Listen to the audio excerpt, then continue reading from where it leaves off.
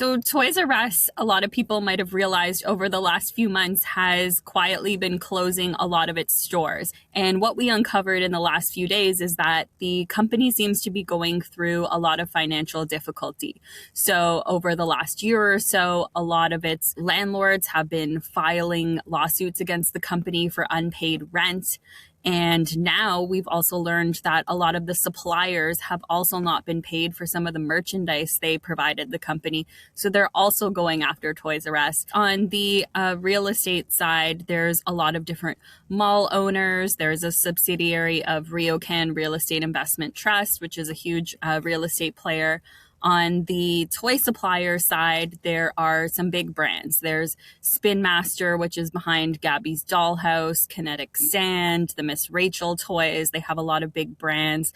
And there's also a few companies from the US, which are bike suppliers like Huffy Core, and some smaller players that would have provided the company with toys and other clothing.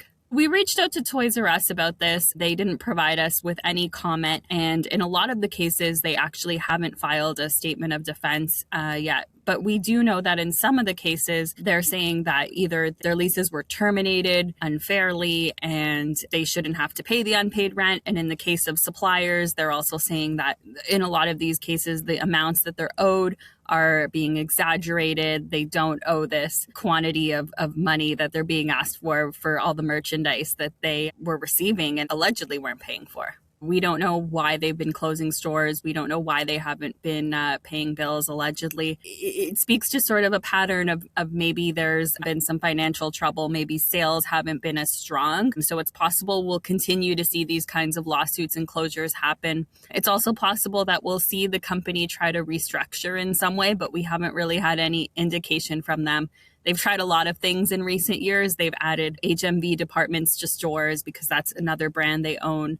They also own Northern Reflections. They own Ricky's, Cleo, and Sunrise Records. So they've been playing with adding merchandise from some of those brands into their stores.